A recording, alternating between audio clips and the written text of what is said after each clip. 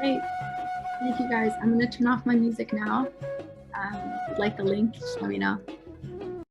So welcome this World Refugee Day. We are here to talk about Sudan and take some action on this call. So we have special speakers here with us today to give us more than the news will give us, as Sister Diane mentioned in the chat.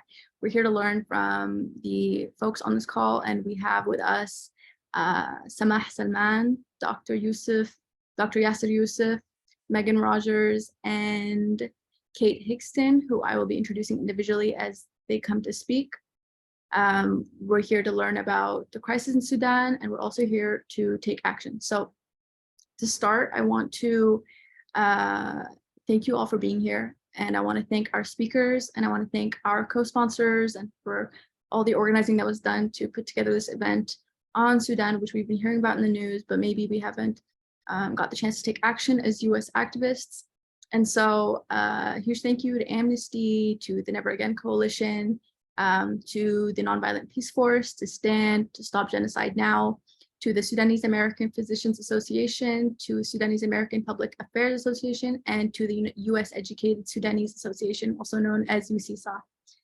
So to start, I am going to pass the mic to Samah Salman from the US Educated Sudanese Association, who will be talking about sort of a high-level overview of the crisis in Sudan and international policy regarding Sudan. Samah is an executive leader in Sudan's private sector. She's the president of USESA, which is the US Educated Sudanese Association. Her work has been actively supporting Sudan's transition to democracy in collaboration with the US Embassy in Khartoum. So she's currently based in DC, and she leads emergency working groups. She offers policy recommendations to the US government, think tanks, and international NGOs. So Samah, whenever you're ready, we'd love to hear your opening words and also your presentation. Thank you so much, Neda. Thank you so much for the platform. And I'd like to ask if we could take a moment of silence just for a few seconds to honor the martyrs who have passed who have been victims of the Sudan war since April 15th.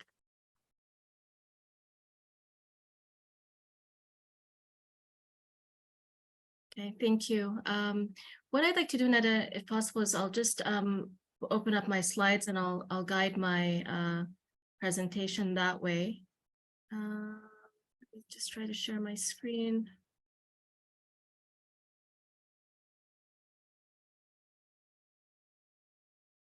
Okay, are you able to see my screen?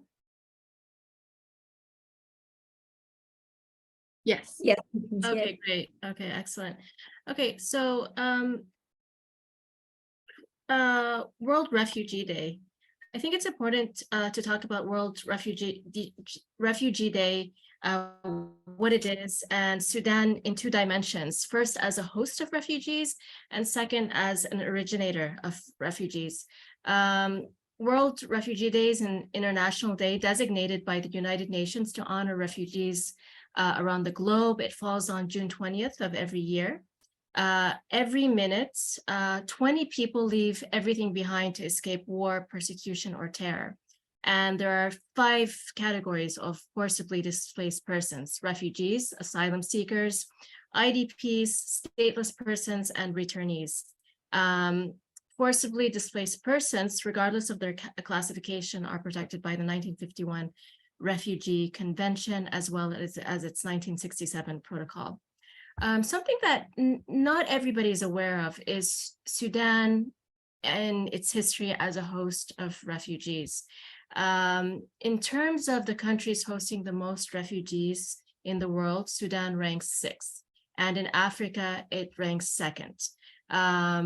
It has been one of the most generous, with the most open borders and accepting of refugees without conditions, allowing them into their system to use hospitals and to be educated in schools, and just to be able to make a livelihood within broader society. 600,000, about 620,000 of those refugees come from South Sudan. Ethiopia, where Sudan is a host to about 120,000 refugees, followed by Eritrea, just under 100,000. Syria, So we have 66,000, until recently, 66,000 Syrian refugees in Sudan, followed by Central African Republic, about 19,000, Chad, 2,000, Yemen, 1,500, and various other nationalities. If you followed the UN pledging conference yesterday, the purpose of which was to mobilize funds for the emergency humanitarian crisis currently unfolding in Sudan, you will have seen that 1.5 billion was pledged.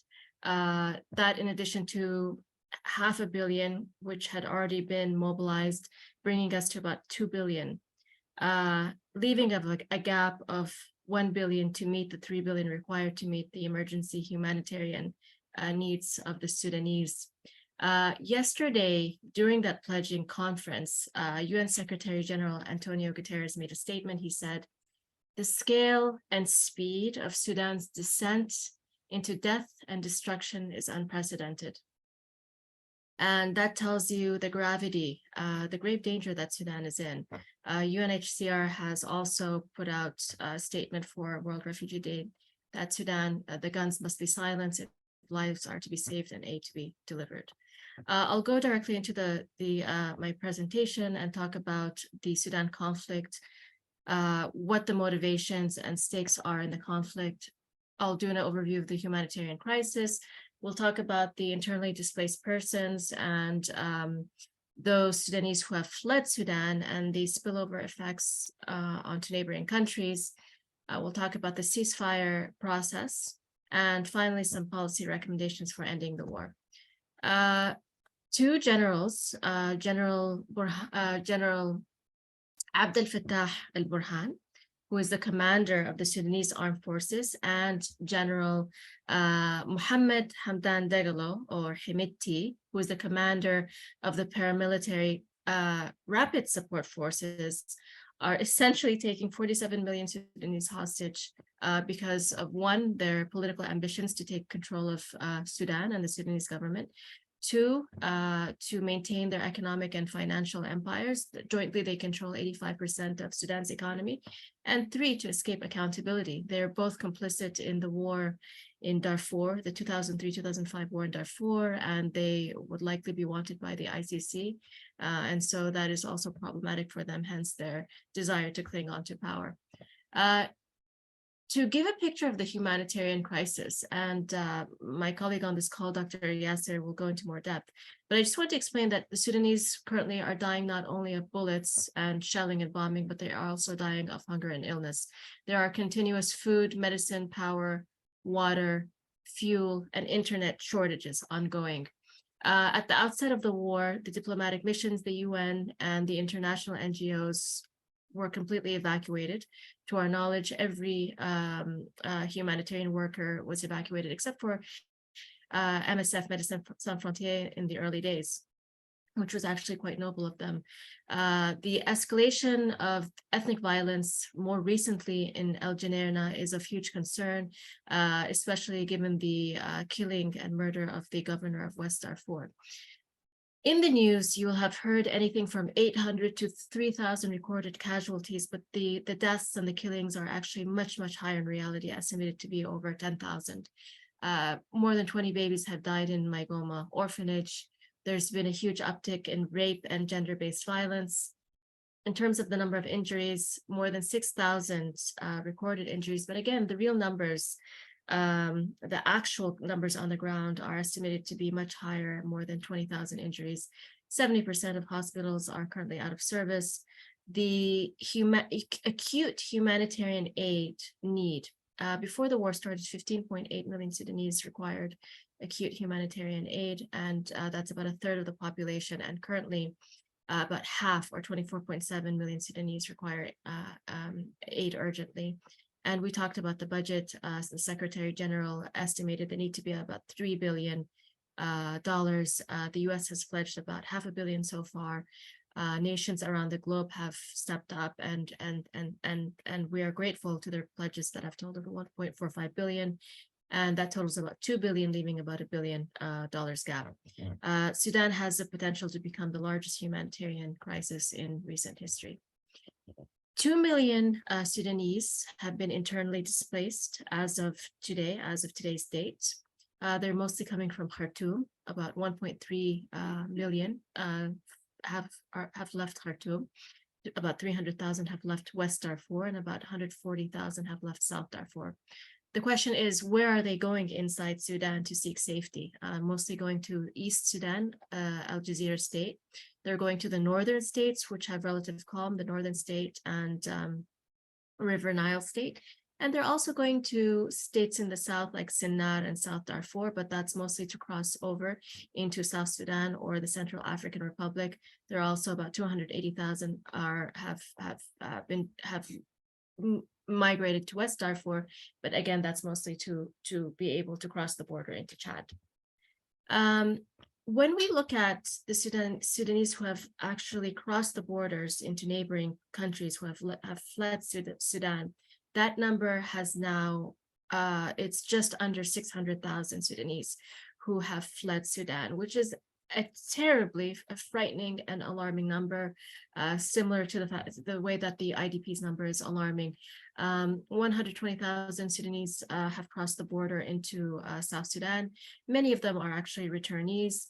155,000 have crossed into Chad, 15,000 into Central African Republic, 255,000 have crossed into Egypt, and about 50,000 into Ethiopia. And some of the risks are that countries like Chad, Ethiopia, just coming out of their own war, Central African Republic and South Sudan are very unstable. And so the surplus of arms falling into the hands of militias in neighboring countries has risk of really destabilizing these countries. So this is a really serious issue. Egypt, the impact has been mixed. Many Sudanese come in bringing hard currency and buying property, but at the same time, many Sudanese are coming in with a lot of needs in a country like Egypt that's already in economic recession. You've probably been following the news of ceasefire talks, the Saudi-US-led Jeddah talks. The talks were initially planned to have 3 tracks or 3 phases. The first, which is the immediate ceasefire, which is to create safe humanitarian corridors to allow food and medicine to be delivered to those who so desperately need it in Sudan. The second phase is to achieve a sustained cessation of hostilities or a peace agreement. And the third is more medium to, we hope not long-term, but is something farther out, which is to return to a process for a civilian or democratic transition. And I mean, the ceasefire in and of itself has been quite chaotic and dysfunctional, with both parties, General Burhan's regular army and General Hemedti's paramilitary, both making flagrant violations of the ceasefires. None of the ceasefires have been fully respected. What we've seen is INGOs and local NGOs making use of small windows of brief pauses, basically to try to deliver as much aid as they can.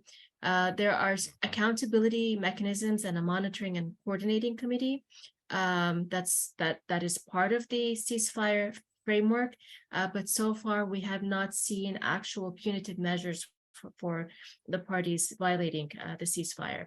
The Sudanese armed forces withdrew from the talks on May 30th, but then they came back to the negotiating table. The last ceasefire was entered into 2 days ago on June 18th at 6 a.m.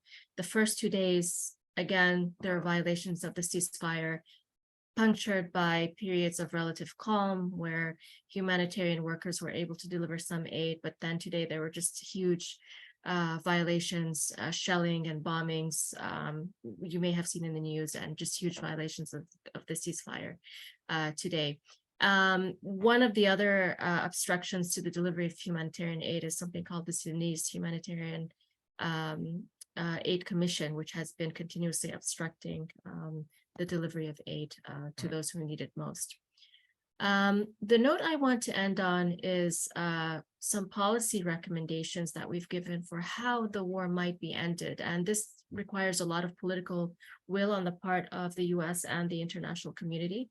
And the main themes are really around bringing together a very strong international coalition of nations who will put a lot of pressure on the two belligerents, the two warring parties. Currently, you have the Saudi Arabia-US negotiating track, but you also have an emerging track of the African Union and IGAD. And, we really don't like to see these fractured, fragmented attempts to negotiate peace. While they're both great attempts, what you need is a very strong coalition where everyone comes together, working together, whether it's US, Saudi Arabia, IGAD, the Arab League, the European Union, the Triad, the Quad, the Troika. There are so many mechanisms, but they really need to work together for there to be any hope of ending this war, to put a huge amount of global pressure on the two generals. The second is around the need for an arms embargo, widening the arms embargo, and the implementation of a no-fly zone by the UN Security Council. We know there's a lot of politics on the UN Security Council, especially given that Russia and China tend to either abstain or veto any measures that are pushed where they see that their interests are not aligned. But we remain very forceful about the fact that there needs to be the UN Security Council's Darfur arms embargo in Sudan needs to be expanded to encompass all of Sudan, and there needs to be a no-fly zone to end these aerial bombardments. And we also ask the US to enforce the US Arms Export Control Act and the ITAR, International Traffic in Arms Regulations. There have been some reports and photos of some US, Russian, Chinese arms still making their way into Sudan. Finally, the issue of asset freezing is a really important one, because it's the financial flows that enable the two generals to continue to supply weapons into Sudan, whether that's legally or illegally. I mean, given the fact that President Biden has passed the executive order imposing targeted sanctions, and recently the US has imposed sanctions on two Sudanese armed forces entities and two RSF entities, but we still press for the two generals themselves to be named and to be sanctioned in person. We also are pushing for the Saudis and the Emiratis to come into the targeted sanctions framework, due to the fact that a lot of the financial flows and the financial assets of the Sudanese armed forces and the rapid support forces are housed and held in these two countries. So it's very important that they also exert pressure on the two generals. And finally, there are sanctions that have been imposed by the EU and the US against Russia basically, this is the Ukraine war sanctions package. And what we've seen is that some of the Sudanese gold companies that are helping to fuel the conflict in Sudan are the same companies that are owned jointly by Sudanese rapid support forces and the Russian mercenary group, the Wagner Group, which I'm sure many of you have heard of. And because of this flow of funds between Sudan and Russia, Sudan is the second largest buyer of Russian arms. So the Russian oligarchs are helping to fuel the Sudan war. The flow of gold from Sudan through Dubai to Russia is continuing to help fuel the supply of weapons into Sudan. And that's why it's also important to support these Russian sanctions to stem the flow of weapons into Sudan. Thank you very much. And I turn it over to the next speaker. Thank you, Samah. If you guys want to give some thanks and gratitude to Samah in the chat, please feel free to do so now. Thank you very much for that comprehensive presentation. Okay, I will now be welcoming Megan Rodgers, who is the US Policy and Advocacy Manager at the Nonviolent Peaceforce. Megan is leading NP's policy and advocacy efforts towards the US government, including efforts to elevate unarmed civilian protection and improve US government response in countries where they are programming. She has previously worked on policy teams for Alliance for Peace Building and the US Holocaust Memorial Museum's Center for the Prevention of Genocide. So Megan will be talking mainly about the Darfur conflict, and that's an important one. So thank you very much, Megan. Absolutely. And thank you so much for the opportunity to speak tonight. And I'm humbled to be surrounded by such incredible experts. And I appreciate all of you all on this call taking the time and wanting to be invested in this conflict.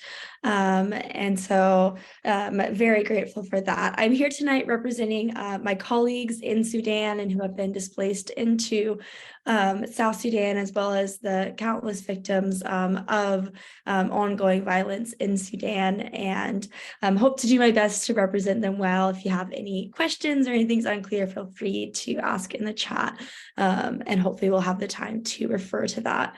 As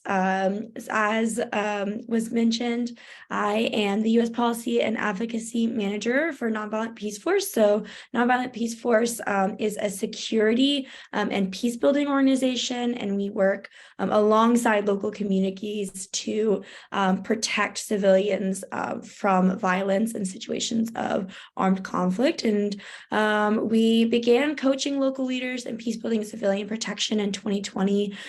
We in Sudan began our work there. We really saw a gap in protection, particularly with the withdrawal of the UN peacekeeping force. A lot of tensions remaining throughout Darfur in wake of the Juba peace agreement and previous atrocities throughout the early 2000s. And so we began by training a few participants online and with some in-person workshops on our civilian protection techniques.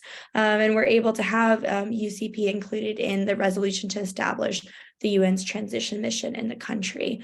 And then in 2021, we decided that it was important to establish an on-the-ground presence in Darfur. So we currently are based out of El Janina, El Fasher, and Karanik. And also have started working a little bit in Khartoum before the recent resurgence in violence, and are hoping to expand into Khartoum in the future. So our teams have been deepening community protection before the outbreak of violence in April, with the goals to enhance safety and security of high-risk communities by supporting and strengthening local peace initiatives. So examples of the things we do are supporting peace dialogues within between communities, supporting active community engagement in national and regional peace processes, establishing and strengthening the community's efforts to protect themselves and develop early warning techniques and responses, and strengthening community protection and peace networks through different mechanisms, including peace committees, women's protection teams, youth protection teams, and also providing protective accompaniment when people are at risk of violence as they move through the area for their daily life and their work. So our previous work in this area has positioned us well to respond to the current crisis.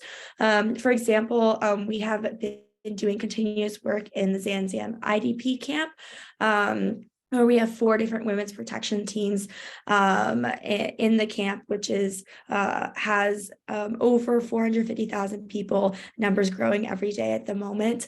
And they do patrols to protect women throughout the daily life when they're at risk of violence and harassment. And in the recent surge in violence, NP has been in constant contact with these women protection teams, supporting them as they analyze and respond to threats of violence within the camp and in the surrounding community.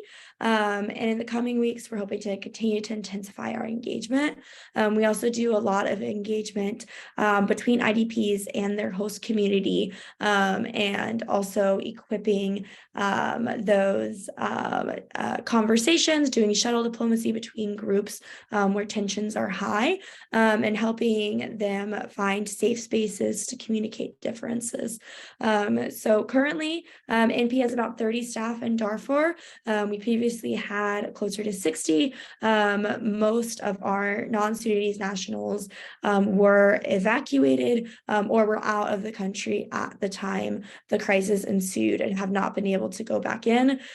We are hoping to send actors back in with an anticipated humanitarian surge in the coming months. And I know that several of my colleagues who have been displaced to Juba are itching to get back in and be able to interact with the communities.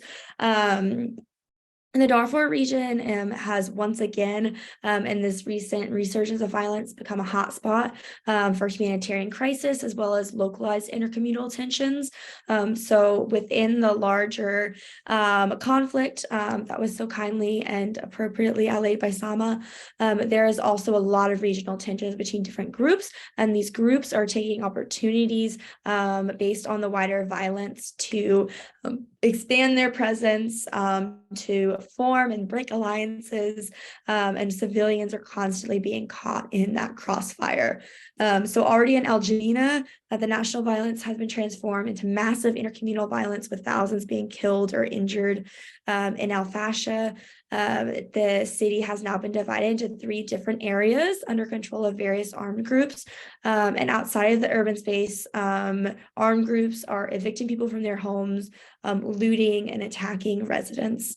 And so a lot of the work that NP is doing is in that immediate response. We've been providing psychological first aid. This is something where a part of NP's institutional knowledge is that several of our trainers who are actually working in Ukraine have been supporting a lot of our colleagues in Sudan as to how to respond and best provide this psychological aid. NP has been going to health centers in Al Fasha, where many civilians are seeking refuge. Many of those health centers have been destroyed and large hospitals are going out of service. So community efforts are really important.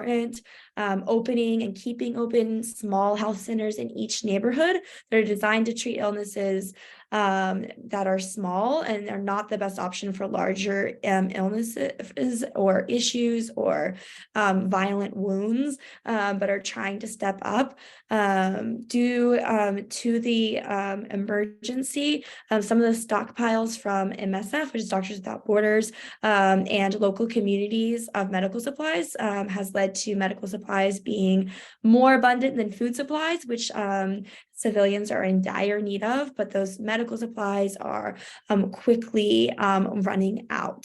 So these health services are really important. MSF, as I mentioned, is one of the actors that is active in the area, and they're doing their best efforts, but actions are limited not only because civilians can't get centers for treatment, but once civilians get to centers for treatment, it's difficult for them to be moved from one center to another. There's not fuel for ambulances, and so there's been a lot of prioritizing of the most extreme cases. And most of the time there's no internet or sound that works, so it makes it really hard for civilians and those who are injured, those who need assistance to know whether it's safe to travel, where they can go. And continued fighting is always limiting the capacity of civilians to flee conflict. And so current aid is mostly coming in from Port Sudan, but the route to Darfur is extremely tenuous and hard to travel, and a lot of aid that is entering through Port Sudan is not able to make it all the way to Darfur. And there's a lot of coordination with INGOs and national NGOs and local volunteer groups, but limited capacity to actually act just to the limited access to resources. The only international NGOs who are working in the area are Nonviolent Peaceforce, Doctors Without Borders, and Relief International. So MSF and Relief are doing health services. NP is working on providing protection, and the UNHCR has been providing non-food items that they were able to stockpile, but once again, food is a desperate need. Civilians are very hungry and having to risk movement, which is very dangerous, in order to access basic supplies. There's also greater risk for those with disabilities and children. There was a home for children outside of El Fasher that was in the crossfire, and the children were released and are now simply homeless. Previously would have gone to the market and had other aspects for social support, but there's no government in the country, no support, and the market is currently the most dangerous place to go. And so those children are being contacted by NP. We're working to find safe houses and places for them to hide. Another big factor, not only in Darfur, but throughout the country, especially in Darfur, though, so the economic system is failing. And so people are not able to receive paychecks because banks aren't functioning. Even those who previously had funds aren't able to access those funds. And Al Fasher, they were able to keep the banks open longer and prevent them from being looted, but they're still not accessible to civilians. And so very hard to get necessary products in, very hard for civilians to get resources. And so just a few advocacy asks that I wanted to highlight. The direct protection for violence prevention is hugely important. That's what a lot NIMP does, of doing digital accompaniment, giving dissemination of information and where civilians can go for safety, where it's safe to travel, where it's not. It's also extremely important to strengthen the environment in which peace can thrive. The absence of international actors, the absence of the rule of law is incentivizing several armed actors to exacerbate their tensions. Communal violence is increasing. And it's really important to, even as the conflict is ongoing, to continue to opening those spaces for dialogue, for peace building, for community action, for protection of civilians. We need to be creative in that and really reduce the pull factors for civilians to take up arms, because they're really high right now. For example, we mentioned working in the Zamzam IDP camp, and there were already strong tensions between those in the IDP camp and those in the surrounding community. After the outbreak of violence, those in the surrounding community were not allowing those in the camp to access fields and crops outside of the camp. And so those in the camp then called upon family members to bring weapons so that they could access their livelihoods and their crops. And so this is just one example of how the tensions throughout the country are exacerbating those tensions that already existed. Specifically, we call for support in the delivery of humanitarian aid. And we really, specifically for those in Darfur, would like to highlight the need for a ceasefire and also a humanitarian corridor between El Janita and the border with Chad. That's where a lot of refugees and displaced persons from Darfur are fleeing. It's only 25 kilometers away, but right now it is an incredibly dangerous route. And so something that we see as being a direct and important action in the coming days and months is creating that humanitarian corridor, allowing civilians to flee and allowing humanitarian goods to access and be brought into the area. So I'll stop there. I appreciate you for your time, and I'll share some links to some briefs we put out if you want to do further reading. And of course, I'm always here for connections and to fill you in on further advocacy asks. I'll put my contact information in the chat as well. But I will pass it back to Neda. Thank you so much, Megan, for that. I felt really, I don't know, I guess I would say wounded by hearing all those things, especially as a Yemeni person who's heard about the effects of war and has seen it firsthand. So you can imagine how horrible this is. And I really hope that we can take action today to help in some way. So if we can just give our appreciation and gratitude to Megan in the chat. Thank you very much, Megan. All right, so I will be welcoming now Dr. Yasir Yousif, who is a medical oncologist and clinical researcher in Texas. And he's the president of SAPA, which is the Sudanese American Physicians Association. A lot of his work is regarding the humanitarian work, supporting civil society groups, and advocating for healthcare protection and human rights in Sudan. So join me in welcoming Dr. Yasir Yousif, who will be giving us an overview of the humanitarian conflict and the nonviolent peace movement. Thanks very much, Neda, and good evening, everyone. I'm very glad to be here and to be given this opportunity to speak to all of you. As Neda said, I'll focus my words on the healthcare situation and also on the response of the Sudanese civil society to the war in Sudan. And without repeating what Samah said, I think it's important to remember that even before the war, the healthcare system in Sudan was very weak to begin with. Most of the healthcare services are concentrated in Khartoum, the capital. And Khartoum now is one of the two key hotspots of the war in Sudan. And that led to us losing more than 70% of healthcare services in Sudan.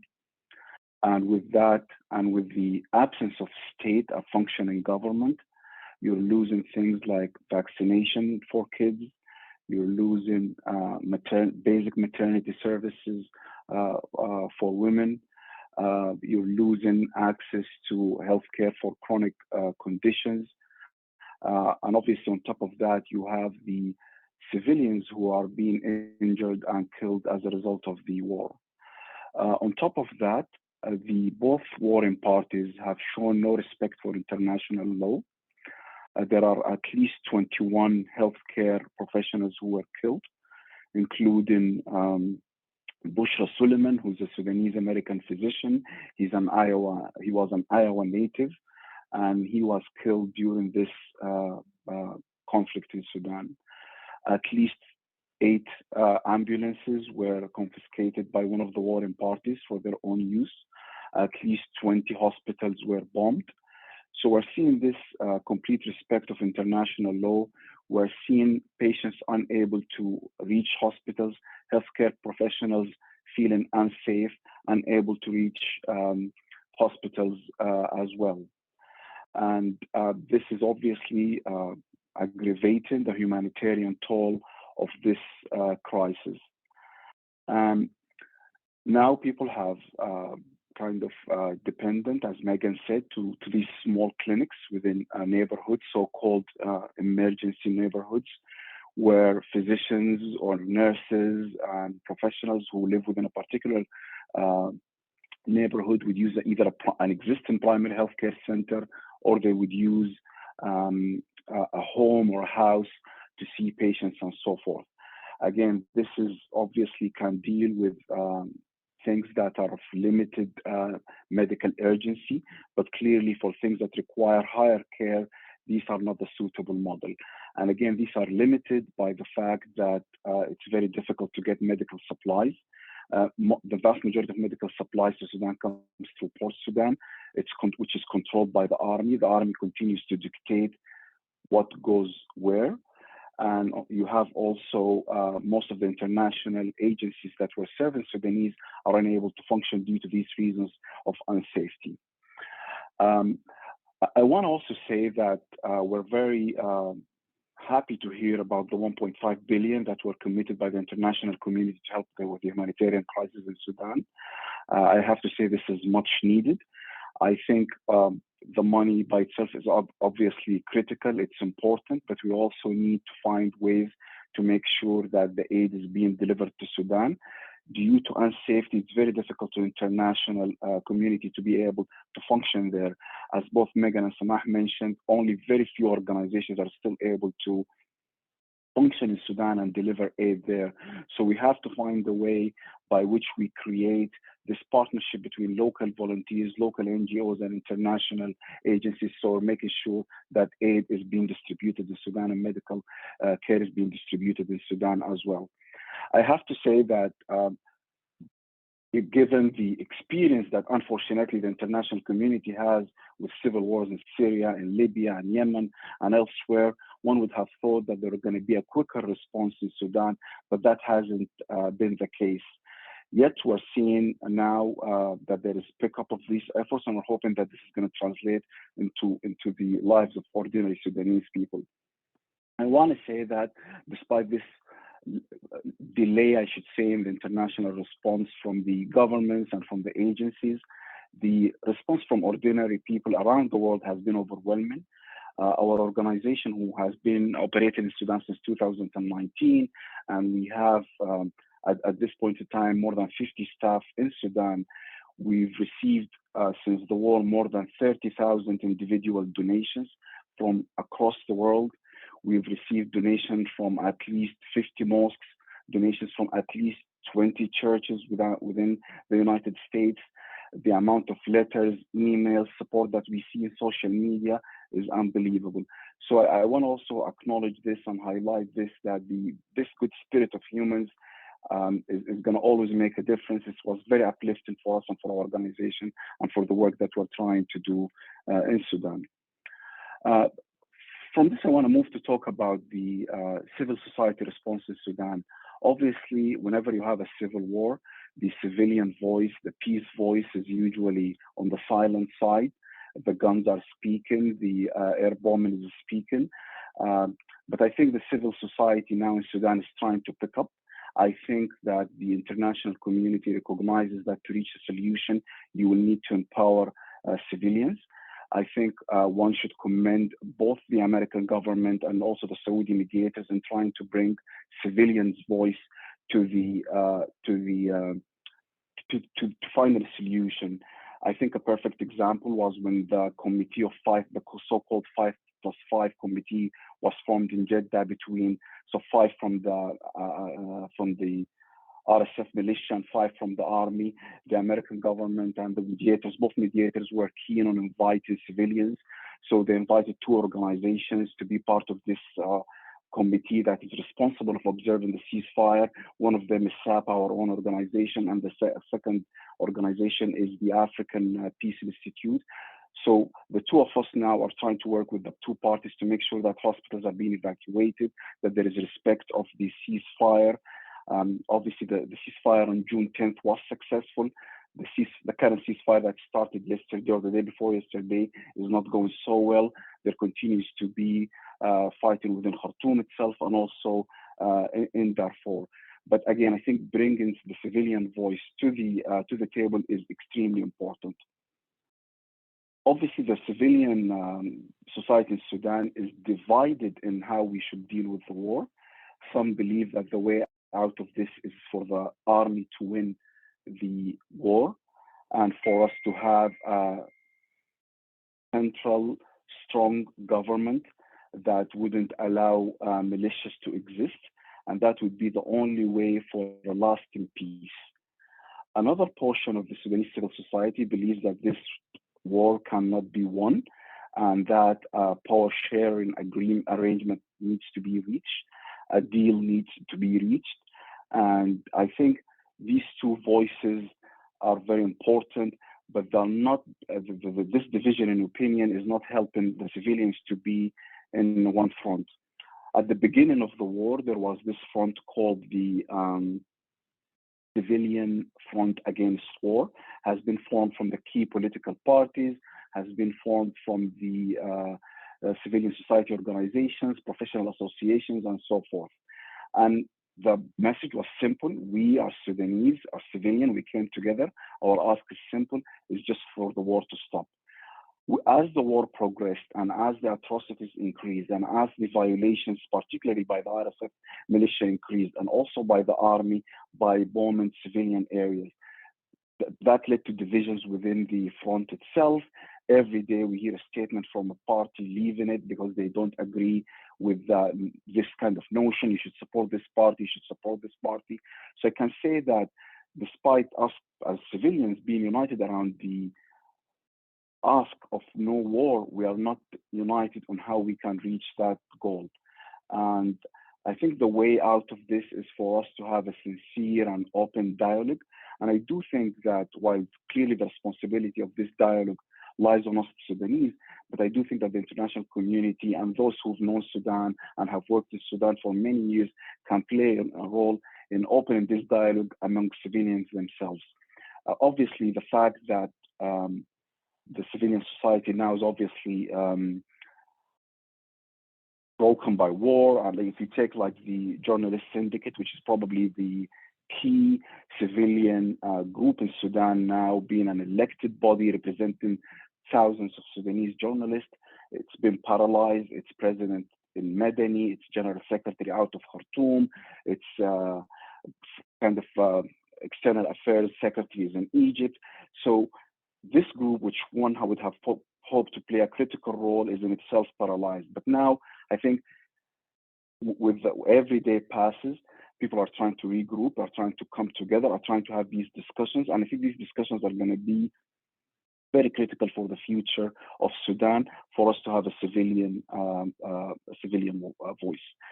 And this is really what I want to conclude with. I do believe firmly that without us as civilians creating a different narrative and an alternative to the war in Khartoum and to the war in Darfur, without us having a voice speaking loudly against war, speaking about what Sudan we want to have, and making sure that what we're seeing now in Darfur does not extend to the rest of the country, because the rest of the country, this is a war between the army and between the RSF. In Darfur now, it's taken the ethnic, the tribal, the proper civil war turn, which if it expands to the rest of the country is going to be a complete disaster. So I would want to end on this note. I think we as Sudanese civilians have a duty to talk to one another, have a duty to create this alternative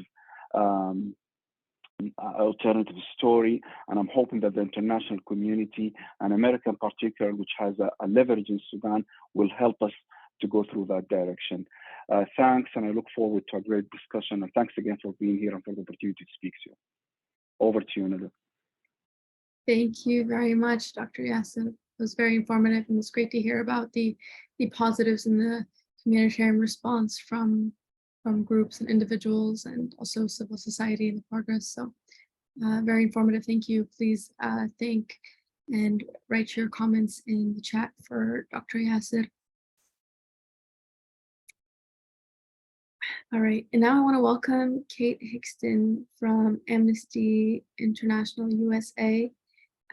Kate is the Advocacy Director for Africa at Amnesty, and she served as the Senior Policy Advisor for Africa and UN Issues at the British Embassy. She's also worked as the Institutional Relations Manager at the United Nations Foundation, and she's worked at both Freedom House and the National Democratic Institute, where she managed human rights and democracy programs for sub-Saharan Africa. And so Kate has a lot of experience. She'll be focusing on the US response, the US policy. So it's going to answer maybe some of your questions in the chat. So Kate, take it away. Yeah, thanks so much, Neda, and thanks everyone for taking the time tonight to learn about what's happening in Sudan right now and what you can do. So we've heard kind of the really upsetting situation right now that civilians in Sudan are facing, and what I'm going to focus on is what both administration and congressional policy has been thus far, and kind of get us started on ways that we can all engage and help.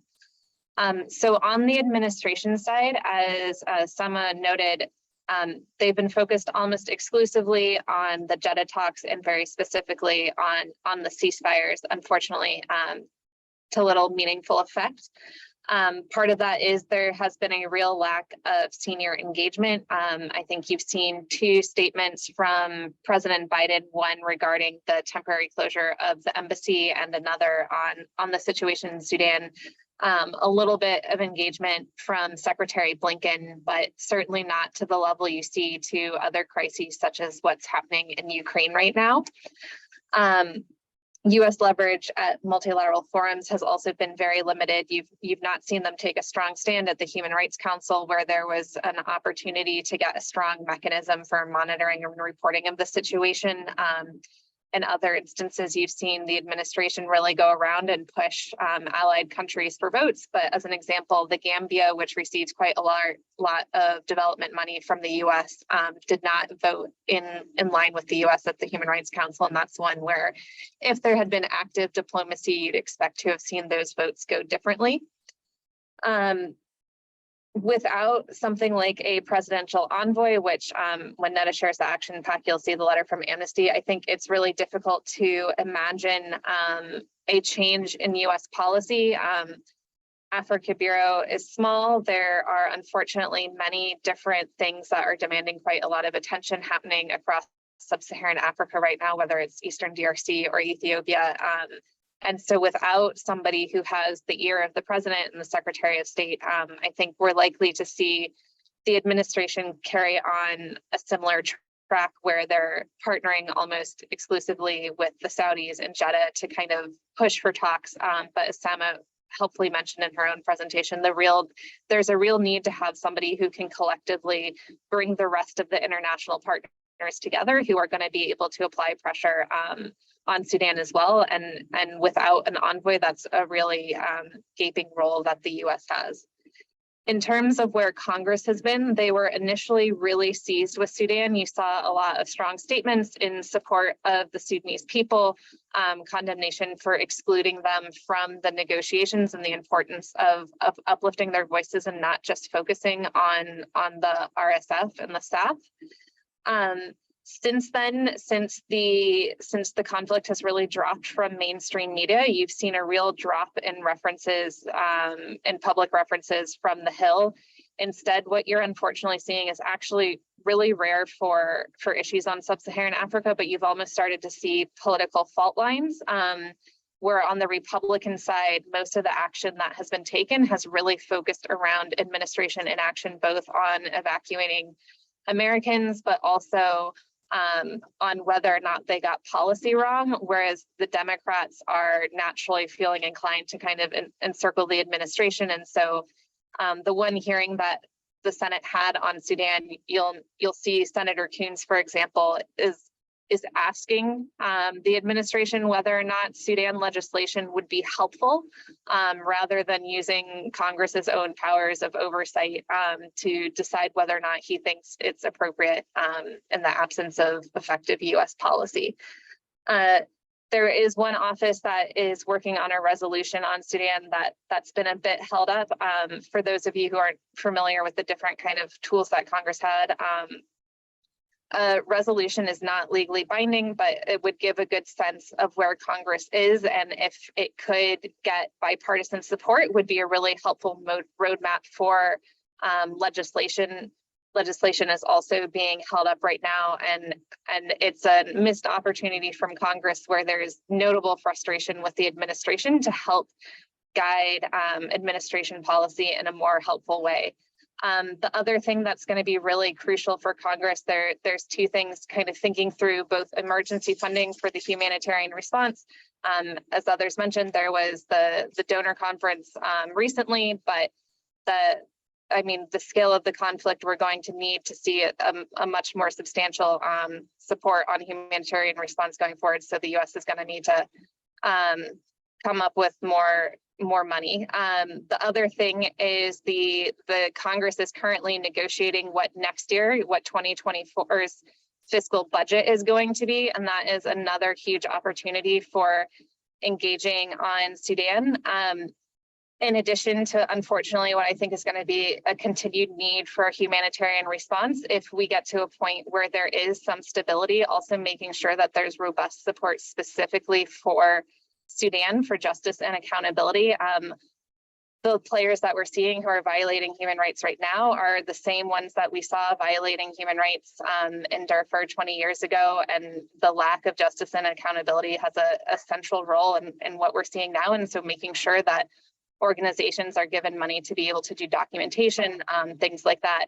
If there isn't specific protected money for Sudan and it just goes into a general pot, then you risk that money being divided by State Department for just other justice and accountability issues.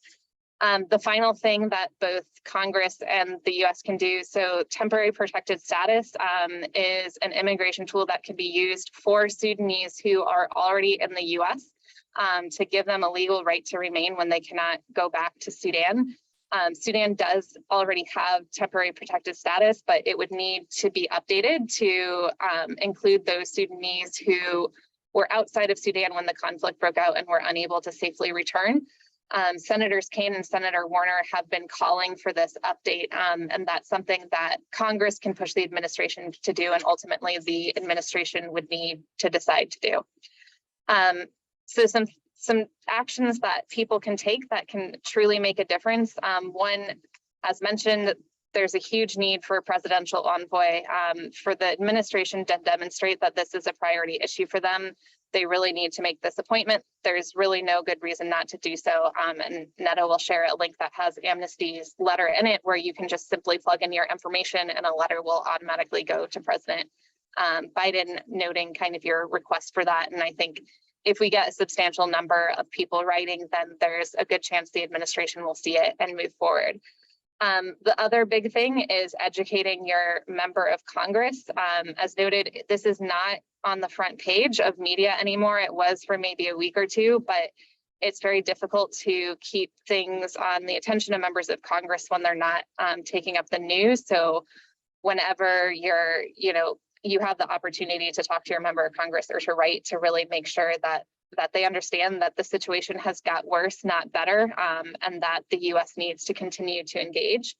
And the other thing is to really just educate your own community. When this isn't in the news, a lot of people don't know what's going on. So talking to your friends, talking to your families, sharing these action kits that you take with them, writing letters to the editor in your local newspaper, talking about Sudan and its importance, and helping keep just community members aware. There was a huge support for Sudan back when Darfur was in the news 20 years ago, and it's really going to take, I think, that level of mobilization again to kind of break through everything else that's going on in the world right now and make sure that this administration plays a helpful role in resolving this conflict. So recognizing that for many folks it is late, I will stop there and pass back to Neda. Thank you, Kate. Please leave your comments and gratitude to Kate in the chat. Really appreciate that. Really appreciate you going into the details of the policy. A lot of us are interested in that, so that was very helpful. And a lot of the action kits that Kate was referring to are available here now for you guys to engage with and to share and to use. I've made a public link where you all can access these later and you can share with your communities, your networks. And so I'm going to now share my short presentation action kit. We've just finished up with our panelists. Huge thank you to all four of you. You guys rock. It was really good to hear from you.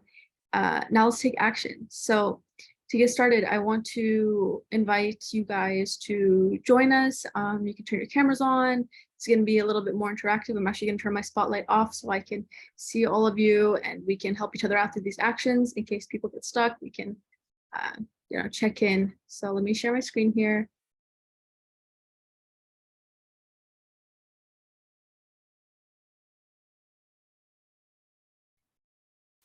All right, do you see Sudan Action Kit? Is there anything blocking my screen or are we good? We can see it. Great, okay. So this action kit is provided by Stop Genocide Now. When you get your own access to this document, you'll be able to click on the link and view the original source for these actions. Let me just see if this link works. Does that take you to this action kit?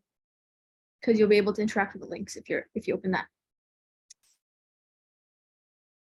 So action number one is to sign the letter that Kate was just talking about with Amnesty. We're going to be asking for a special presidential envoy for Sudan. What I'm going to do now is I'm going to demonstrate how you can do this. I think it should be pretty straightforward, but once you get this link, which I will paste in the chat for you, you join, right, in your information, which is going to be your name and your address and your country. And then once that is all filled out, we wait and then we press send at the same time. That way it's just a little bit more empowering. So here's the link to that. Go ahead and fill out your information. Once you have your information filled out, give me a thumbs up or write in the chat. That way it's easier to track, done, or whatever kind of indication. And then once that's all filled out, the count of three, we'll all press send at the same time.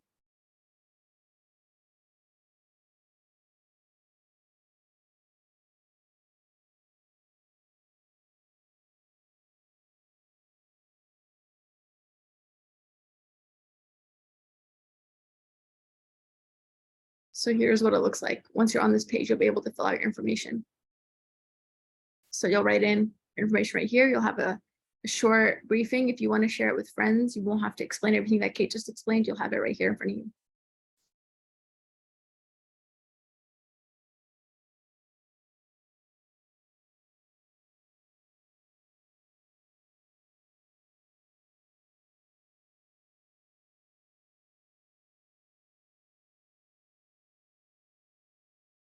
All right, MD's got it filled out. Anybody else? Remember, don't hit send just yet. We want to make it a little bit exciting.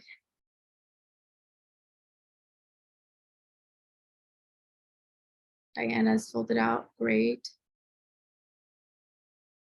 Once we have like at least 10 people filled it out, we'll do the countdown. Awesome, awesome.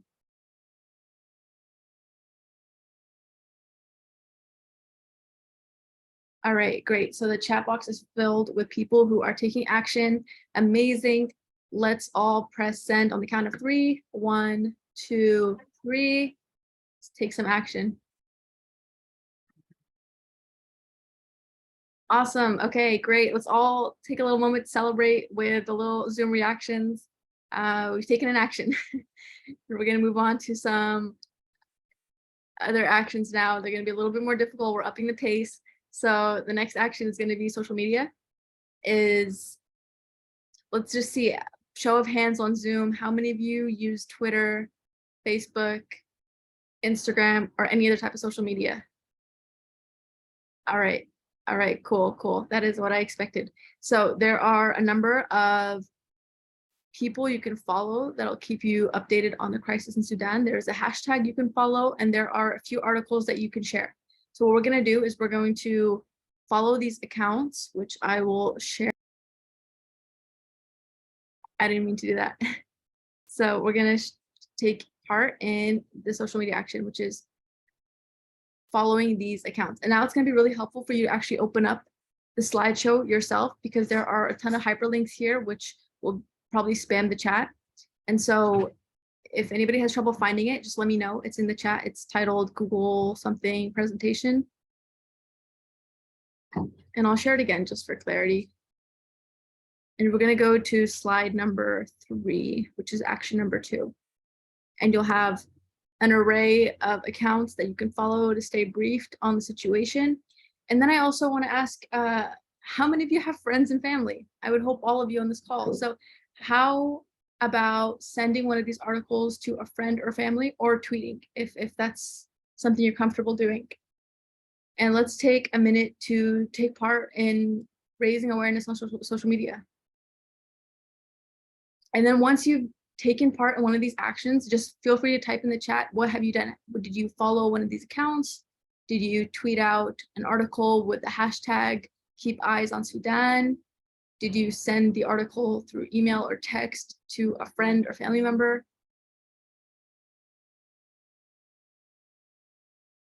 And if anybody's having trouble with this, please let me know. We want to make sure that we're all engaging in some type of action tonight.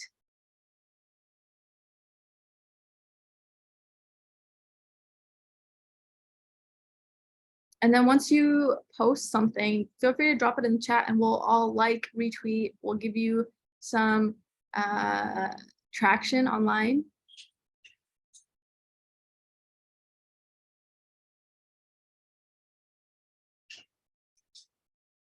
If you're having trouble, please leave a note in the chat. We're a decent group. We're not too big, so it's okay. We can go off mute and we can help each other out.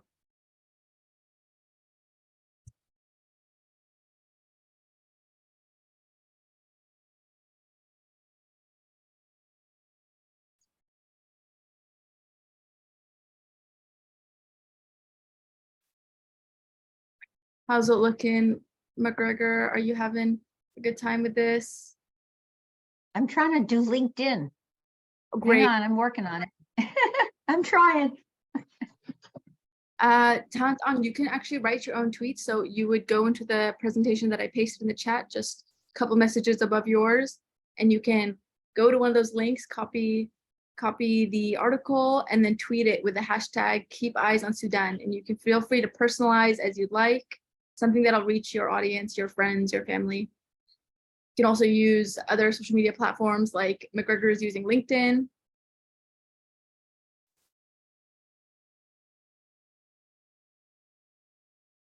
Great, Mike liked Radio Damanga on Facebook, amazing. And you know what, it's also fair for you, your action just to be to read one of these articles and you know, look into them a bit more closely. So once you've taken your action on action number 2, please let us know what type of action you took in the chat, or actions. We'll give you extra credit for doing more than one.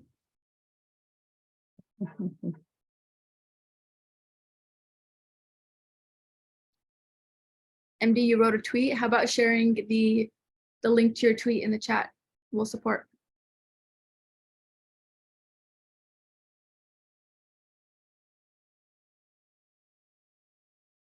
Amazing. Diana followed all the Twitter handles. Great.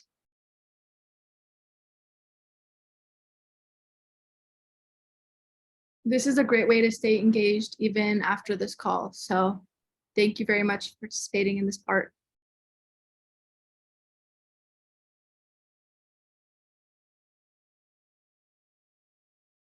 And so when people post tweets in the chat, feel free to engage with those tweets, give them a little bit more love. That way they show up on more people's feeds.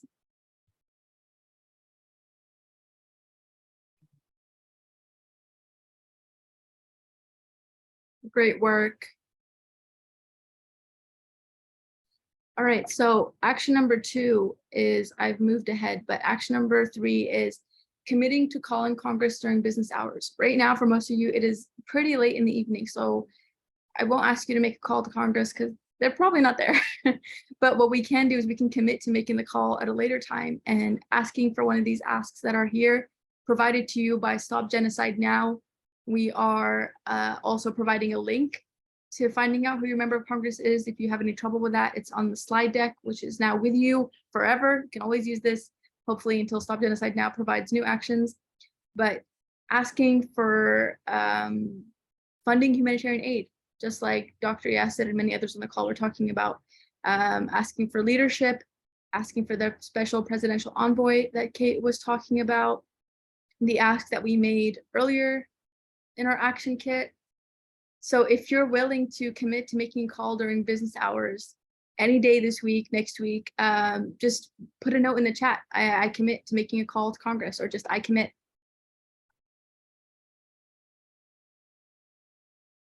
Amazing, Lauren. And Lauren has been an amazing supporter of this effort. She's reached out to all the advocacy groups. She's with the Never Again Coalition, a huge supporter. Thank you, Lauren. MD, Asil, great. All right, we got already around 5 people who are committing to make a call. Let's get 30 calls in Congress.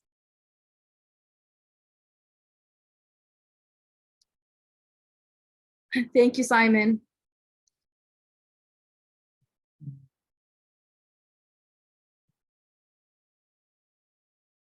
Amazing. All right, we got a bunch of people committing to make a call. Great. All right, so just if you ever need any support with these actions, please don't hesitate to reach out. I've emailed you a bunch of times leading up to this event, so I hope you're able to find me. I'm going to stop my share now and yeah, just spotlight all of our speakers so we can give them a huge thank you.